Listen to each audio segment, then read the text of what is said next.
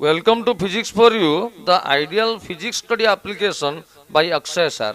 My dear students, electromagnetic wave chapter में मैं आपको अभी मैक्सवेल्स एक्सपेरिमेंट एंड एक्सप्लेनेशन के बारे में एक चीज बताऊंगा। लिखिए, Maxwell's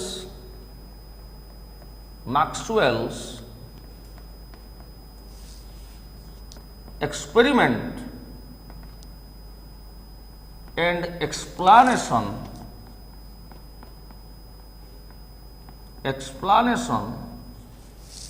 about electromagnetic wave. Maxwell's experiment and explanation about electromagnetic wave. देखिए, मैक्सवेल ने Faraday law of electromagnetic induction का हेल्प लिए, गॉस लॉ का हेल्प लिए, एम्पियर सर्किट लॉ का हेल्प लिए। पहले देखिए, लेट अस से ये कैपेसिटर है। मैं पहले जो समझा रहा हूं देखिए, ये कैपेसिटर है। ये कैपेसिटर का दो प्लेट को मैं जानबूझकर ऐसे सेपरेट कर रहा हूं, जानबूझकर ज्यादा दूर कर रहा हूं। अभी उसको ये बैटरी के साथ लगा है, इधर की लगेगा। आप जानते हैं ये कैपेसिटर है। कैपेसिटर ये एक प्लेट है, ये एक प्लेट है। ये पॉजिटिव चार्ज है प्लेट है, ये नेगेटिव चार्ज प्लेट होगा। तो एक्चुअली कैपेसिटर का दो प्लेट आपस से अलग है, इसलिए इसके थ्रू करंट नहीं जा सकता। करंट जाने के लिए कंडक्टर का जरूरी है। तो जब की ऑन करेंगे तो बैटरी का पॉजिटिव टर्मिनल से करंट निकलेगा, इसके थ्रू करंट जाएगा, इसके थ्रू करंट जाएगा, पर कैपेसिटर के थ्रू करंट जा नहीं सकता है, क्योंकि भैया दो प्लेट अलग है। सो ऐसे हुआ। अच्छा, ऐसे होना चाहिए हमारा ट्रेडिशनल फिजिक्स में। तो करंट की वजह से आप जानते हैं मैग्नेटिक फील्ड चारों तरफ पड़ेगा। तो जनरली यहां पर एक आप कंपास का नीडल रखेंगे, तो इस जिसका ये है नॉर्थ पोल, ये है साउथ पोल, रहना चाहिए। करंट के वजह से इधर मैग्नेटिक फील्ड पड़ेगा, तो मैग्नेटिक फील्ड पड़ेगा तो ये नीडल का डिफ्लेक्शन होगा, ये ऐसे जाएगा, ये ऐसे जाएगा, यानी कि एग्जैक्टली नॉर्थ साउथ पोल में वो अलाइन होके नहीं रहेगा, क्योंकि करंट के चारों तरफ एक मैग्नेटिक फील्ड रहता है। सिमिलरली यहां पर भी एक जनरली मैग्नेटिक कंपास रखेंगे या नीडल रखेंगे, तो जिसका ये नॉर्थ पोल, ये साउथ पोल रहना चाहिए, पर करंट के चारों तरफ मैग्नेटिक फील्ड रहता है, इसीलिए ये डिफ्लेक्ट करेगा, ऐसे जाएगा, ये ऐसे जाएगा, कि ये ऐसे जाएगा, ये ऐसे जाएगा, थोड़ा घूम जाएगा। पर यहां पर तो भैया करंट नहीं है, यहां पर करंट नहीं है, तो इस रीजन में मैग्नेटिक फील्ड करंट पास कर रहा है क्या? नहीं पास कर रहा है, क्योंकि ये दोनों प्लेट अलग है। तो इस रीजन में मैग्नेटिक फील्ड नहीं है, तो नीडल को ऐसे रखेंगे, ये नॉर्थ पोल, ये साउथ पोल, ये कैपेसिटर के बीच में नीडल को रखेंगे, तो इसका डिफ्लेक्शन नहीं होना चाहिए।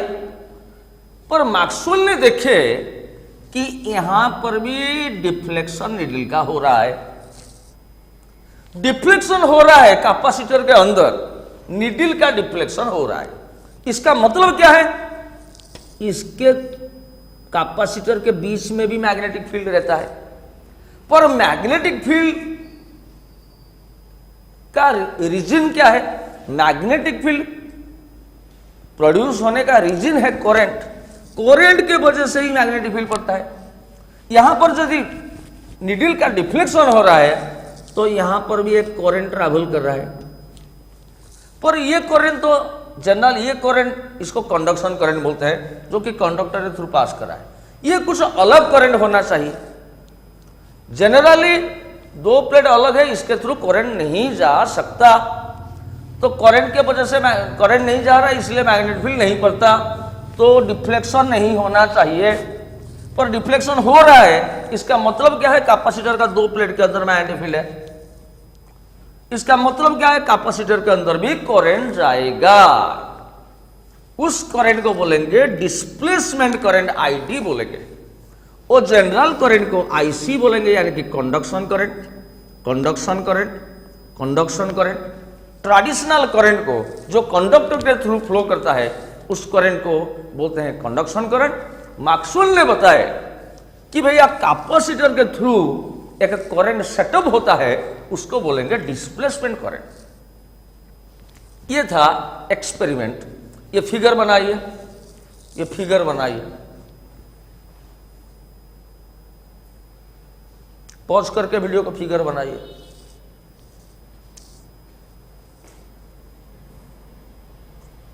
अच्छा, अभी लिखिए, when a capacitor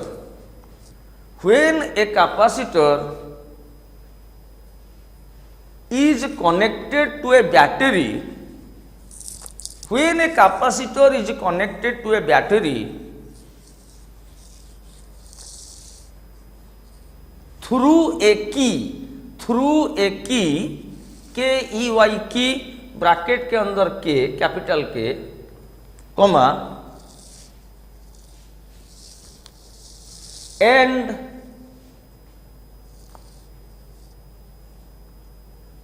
when the key is on,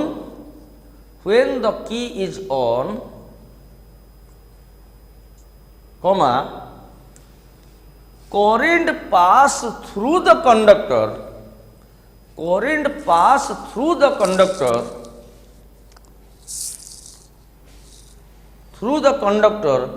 according to the law of conduction, ये जो कंडक्शन का लॉ है, चार्ज फ्लो करता है इसलिए करंट एस्टैब्लिश होता है, according to the law of conduction. So full stop. So magnetic field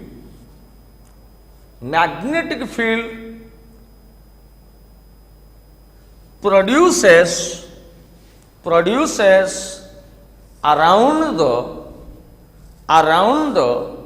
conductor due to the flow of current, full stop। Experiments, अच्छा ये लिखिए, if we place a magnetic needle, a magnetic compass, लिखिए compass, COMPASS, if we place a magnetic compass near the conductor, comma, it deflects from its north south, ऐसा लिखेंगे, north-south direction. Generally north south direction में रहना चाहिए, उससे deflect हो जाएगा क्योंकि मैग्नेटिक फील्ड के वजह से नॉर्थ साउथ डायरेक्शन। बट लिखिए, but theory says that the two plates of the capacitor are not connected with each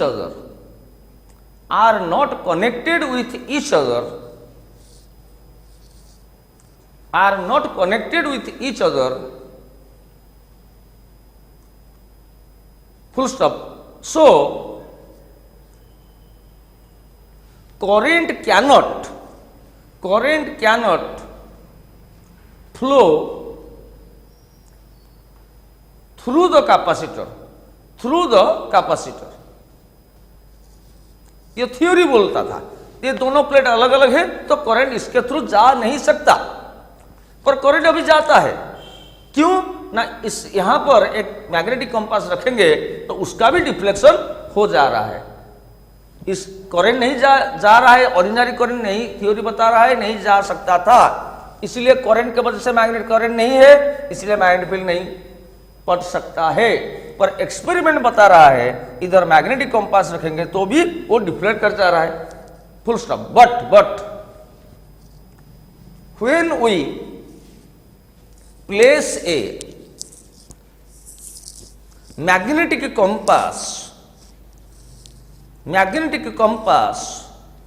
in between the two plates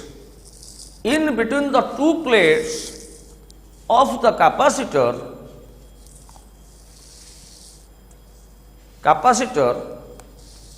comma, the compass deflects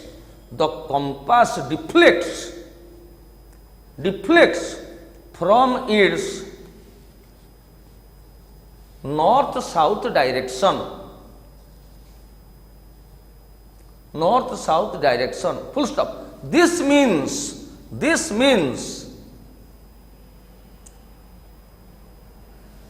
magnetic field is produced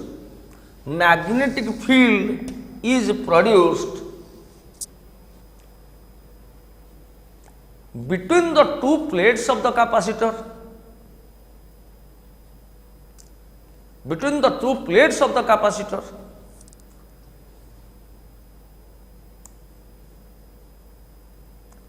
full stop। this means there must be a current setup, there must be a current set up through the capacitor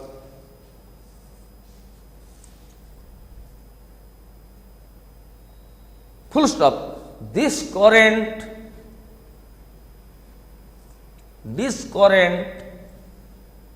is termed as TERMED, termed as displacement current, bracket के अंदर ID, whereas ordinary current due to flow of charge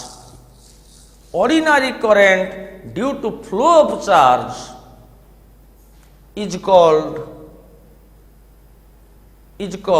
conduction current,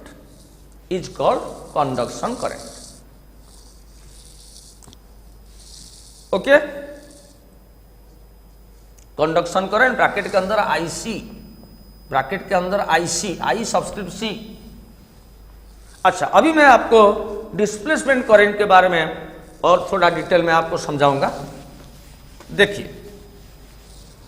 तो displacement current क्या है? Capacitor के अंदर जो एक नया टाइप का करंट सेटअप है उसको बोलेंगे डिस्प्लेसमेंट करंट, जो कि मैक्सवेल ने हमको बताया। तो जनरली क्या होता है, देखिए मैं क्या बता रहा हूं, देखिए Faraday law of electromagnetic induction बता रहा है जे लेट अस से इसी डायरेक्शन में मैग्नेटिक फील्ड है, इसी डायरेक्शन में। यहां पर एक मैं प्लेट रखता हूं, ये प्लेट का एरिया है ए। यदि ये रेक्टेंगुलर होगा एरिया होगा लेंथ इंटू ब्रेड्थ, यदि ये सर्कुलर होगा एरिया होगा पाई आर स्क्वायर। जिस प्लेट का एरिया का डायरेक्शन क्या है, सरफेस के साथ परपेंडिकुलर। अभी इस फिगर में मैग्नेटिक फील्ड और एरिया के बीच में एंगल कितना है, 0 डिग्री। तो ये सरफेस के थ्रू कितना मैग्नेटिक फ्लक्स होगा। आप जानते हैं मैग्नेटिक फ्लक्स, इलेक्ट्रिक फ्लक्स सब सरफेस में कैलकुलेट किया जाता है। अच्छा, according to Faraday law of electromagnetic induction, Faraday ने बताया जब मैग्नेटिक फ्लक्स चेंज होता है, जब मैग्नेटिक फ्लक्स चेंज होता है तब क्या इंड्यूस होता है, ईएमएफ। ये नेगेटिव साइन क्यों दिया है ना, इंड्यूस्ड ईएमएफ का डायरेक्शन के लिए जो कि अपोजिट टू द कॉज जो बाद में हमको लेंजेस लॉ बताए। तो Faraday law of electromagnetic induction क्या बता रहा है? E is equal to minus d∅dt। This means whenever magnetic flux changes and EMF is induced. EMF का मतलब क्या है? EMF क्या है? एक पोटेंशियल डिफरेंस है। तो EMF के जगह में पोटेंशियल डिफरेंस लिख रहा हूं V, समझ गए? माइनस d/dt ऑफ, इसको लिख रहा हूं फाई। फाई क्या है? Magnetic flux. मैग्नेटिक फ्लक्स का यूनिट है weber and maxwell. Magnetic flux का मतलब phi is equal to B dot है, आप जानते हैं। It implies potential difference. आप जानते हैं कि ये एक प्लेट है, ये है हाई पोटेंशियल, ये दूसरा प्लेट है लो पोटेंशियल। तो हाई पोटेंशियल लो पोटेंशियल मतलब क्या है? कुछ पोटेंशियल डिफरेंस रखा है। आप जानते हैं तो इलेक्ट्रिक फील्ड पोटेंशियल डिफरेंस रहेगा तो इलेक्ट्रिक फील्ड रहेगा। अब इलेक्ट्रिक फील्ड का डायरेक्शन में पोटेंशियल डिक्रीज होता है, यानी कि यहां पर पोटेंशियल जितना होगा यहां पर कम होगा, यहां पर कम होगा। इलेक्ट्रिक फील्ड का एलोंग यानी कि उसका डायरेक्शन में पोटेंशियल डिक्रीज करता है। एंड इलेक्ट्रिक फील्ड और पोटेंशियल के बीच में रिलेशन है, electric field is equal to negative of potential gradient minus dV/dr। बा ऐसे हम बता सकते हैं E is equal to dV मतलब पोटेंशियल डिफरेंस, जिसको मैं V बता रहा हूं, dr मतलब डिस्टेंस डिफरेंस, डिस्टेंस डिफरेंस को मैं L बता सकता हूं। समझ गए मेरी बात? कि D बता सकता हूं, दो प्लेट के बीच में डिस्टेंस कुछ D है। सो देखिए पोटेंशियल डिफरेंस रहेगा तो मस्ट भी इलेक्ट्रिक फील्ड रहेगा। तो पोटेंशियल डिफरेंस के जगह V के जगह में ED लिखता हूं, ED, समझ गए? Is equal to minus d/dt of phi के जगह हम B vector dot A vector लिखते हैं। मैं आपको Faraday law of electromagnetic induction का एक्सप्लेनेशन बता रहा हूं और एक बार। मैं एक्चुअली हमारा गोल क्या है? डिस्प्लेसमेंट करंट क्या है? It implies E is equal to ED is equal to, ये E क्या है? Electric field. पर ये E क्या है? Induced EMF। EMF मतलब potential difference minus d/dt of B dot A मतलब BA cos थीटा। इसी फिगर में B और A के बीच में एंगल कितना है? थीटा कितना है? 0 डिग्री है। तो थीटा की जगह हम 0 डिग्री पुट करेंगे। थीटा है B और A के बीच में एंगल। तो इसी को मैं और एक बार लिखता हूं, देखिए मैं इसका नोट में दूंगा, आप रुकिए पहले समझिए। ED is equal to minus d/dt of BA cos theta के जगह 0 डिग्री में लिख रहा हूं। cos 0 होता है 1। It implies ED is equal to minus d/dt of BA। देखिए ये फिगर में यदि इसका एरिया फिक्स है, इसका एरिया चेंज नहीं हो रहा है, ये प्लेट कॉन्स्टेंटली प्लेट रखा है, ये बढ़ नहीं रहा है, घट नहीं रहा है, तो एरिया फिक्स है। यदि मैग्नेटिक फील्ड चेंज होगा, मैग्नेटिक फील्ड किसकी वजह से पड़ता है? करंट के वजह से मैग्नेटिक फील्ड पड़ता है। यदि करंट चेंज हो जाएगा, यानी कि करंट चेंज हो जाएगा मतलब है अल्टरनेटिंग करंट फ्लो करेगा सर्किट में, तो करंट के वजह से मैग्नेटिक फील्ड पड़ता है। करंट चेंज हो जाएगा तो मैग्नेटिक फील्ड चेंज हो जाएगा। तो एरिया कांस्टेंट है, ये प्लेट का एरिया कांस्टेंट है। कांस्टेंट को मैं बाहर लेता हूं, implies ED is equal to minus A constant dB/dt। इसका मतलब है E इज इक्वल टू क्या है? माइनस ये D क्या डिवाइड हो जाएगा A/D dB/dt। देखिए Faraday law of electromagnetic induction से हमको ये रिजल्ट मिला। ये रिजल्ट मिला का मतलब क्या है? देखिए Faraday law of electromagnetic induction बोल रहा था कि मैग्नेटिक फ्लक्स चेंज होगा। मैग्नेटिक फ्लक्स क्यों चेंज होगा ना? देखिए B चेंज हो रहा है, B चेंज होगा तो मैग्नेटिक फ्लक्स चेंज होगा, because phi is equal to B dot है। मैग्नेटिक फ्लक्स चेंज होगा तो EMF इंड्यूस होगा। और इसको हम E is equal to d∅/dt mathematically इसको हम सिंप्लीफाई किए और रिजल्ट हमको मिला कि भैया मैग्नेटिक फील्ड चेंज होगा, मैग्नेटिक फील्ड चेंज होगा। देखिए B चेंज हो रहा है, B with respect to T। Magnetic field change होगा तो इलेक्ट्रिक फील्ड प्रोड्यूस होगा। मैग्नेटिक फील्ड चेंज होगा तो इलेक्ट्रिक फील्ड प्रोड्यूस होगा। ये हमको क्या कौन बताए? Faraday's laws of electromagnetic induction. तो Faraday laws of electromagnetic induction यही है, इसका सिंपल फॉर्म यही है, जब मैग्नेटिक फ्लक्स चेंज होगा तो ईएमएफ इंड्यूस होगा। इसको सॉल्व करेंगे, इसका मतलब क्या है? मैग्नेटिक फील्ड चेंज होगा। चेंज मतलब with respect to time, time के हिसाब से मैग्नेटिक फील्ड चेंज होगा तो इलेक्ट्रिक फील्ड सेटअप होगा। मैक्सवेल ने बोले ये रिवर्स भी ट्रू है, रिवर्स भी ट्रू है, यानी कि मैग्नेटिक फील्ड चेंज होगा तो इलेक्ट्रिक फील्ड प्रोड्यूस होगा। यदि इलेक्ट्रिक फील्ड चेंज होगा, इलेक्ट्रिक फील्ड चेंज होगा तो मैग्नेटिक फील्ड भी प्रोड्यूस होगा। ये अलग बात मैक्सवेल ने बताई। ये सब कुछ Faraday law of electromagnetic induction से हमको मिला था, पर Maxwell is the first scientist जिन्होंने बोले कि भैया मैग्नेटिक फील्ड चेंज हो रहा है तो इलेक्ट्रिक फील्ड प्रोड्यूस होगा। ठीक है, इलेक्ट्रिक फील्ड चेंज होगा भी तो मैग्नेटिक फील्ड प्रोड्यूस होगा। एक नया चीज बताया, वो कैसे होगा मैं बता रहा हूं। यानी कि एक फील्ड चेंज होगा तो दूसरा फील्ड प्रोड्यूस होगा। तो एक फील्ड चेंज होगा, ये चेंज होगा तो ये प्रोड्यूस होगा, ये चेंज होगा तो ये प्रोड्यूस होगा। समझ गए मेरी बात? लिखिए, अभी लिखिए, लिखिए according to Faraday's laws of electromagnetic induction, EMI लिखिए, EMI electromagnetic induction, comma we know that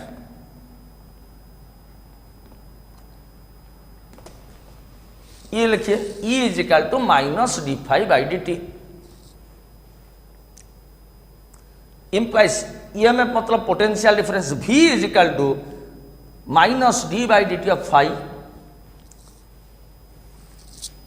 implies V के जगह ईडी लिखिए, ED is equal to minus D by D T of phi के जगह बी डॉट ए लिखिए।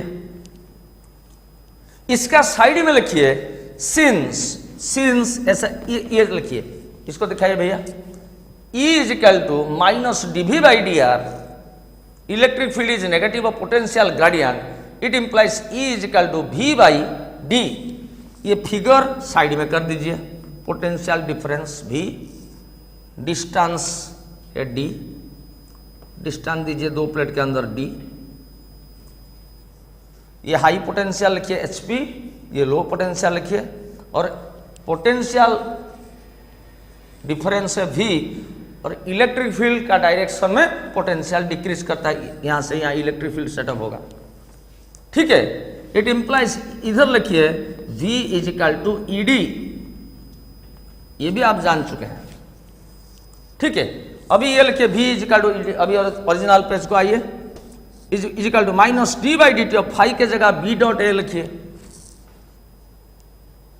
उसके बाद ये लिखिए ED is equal to minus D by D T of B A cos theta.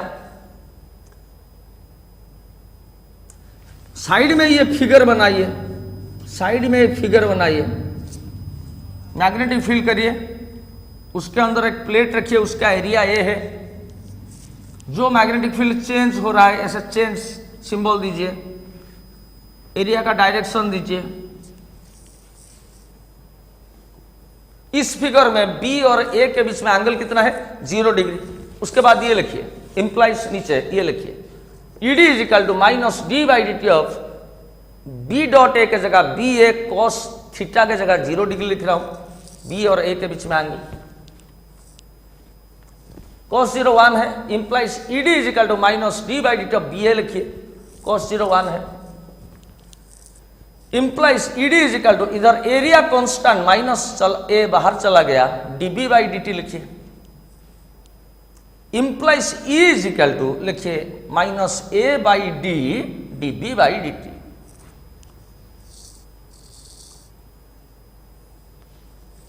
अभी नीचे लिखिए, इसका मतलब क्या है?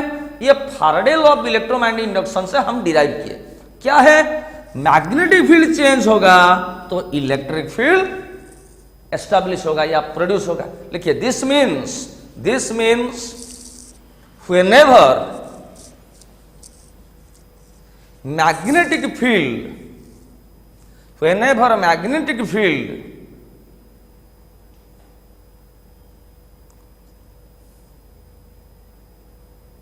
changes with respect to time, comma, electric field is produced according to Faraday's laws of electromagnetic induction.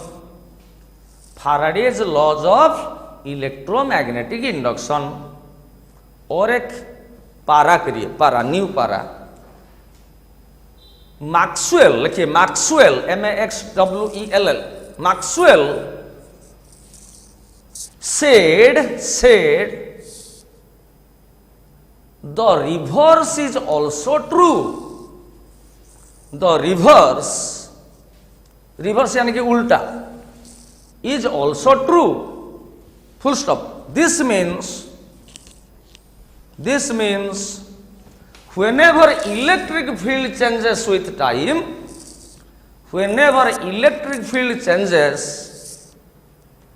time, but with respect to time, comma, magnetic field also produce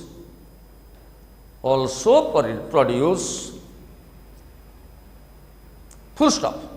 This means, इसका मतलब क्या है देखिए, फाराडे ने बताए थे मैग्नेटिक फील्ड चेंज होगा तो इलेक्ट्रिक फील्ड प्रोड्यूस होगा, मैक्सवेल ने बताया रिवर्स भी ट्रू होगा, इलेक्ट्रिक फील्ड चेंज होगा तो मैग्नेटिक फील्ड भी प्रोड्यूस होगा।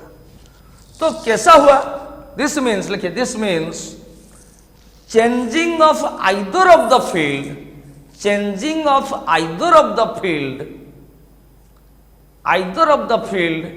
produces the other. Changing of either of the field produces the other. यानी कि इलेक्ट्रिक फील्ड चेंज होगा, मैग्नेटिक फील्ड चेंज होगा तो इलेक्ट्रिक फील्ड पड़ेगा, इलेक्ट्रिक फील्ड चेंज होगा तो मैग्नेटिक फील्ड पड़ेगा, और electric field magnetic field both change होगा तो एक वेव निकलेगा जिसको बोलते हैं electromagnetic wave. Produces the other, full stop. When लिखिए, when both electric field and magnetic field changes, when both electric field and magnetic field changes perpendicularly, comma, a disturbance or wave is produced,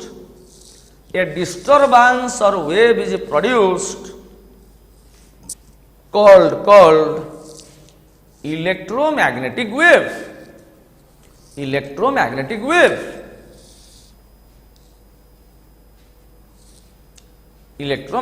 wave. समझ गए मेरी बात? अच्छा, अभी heading कीजिए। Next video में हम इसका डिस्प्लेसमेंट करंट का हम डेरिवेशन करेंगे।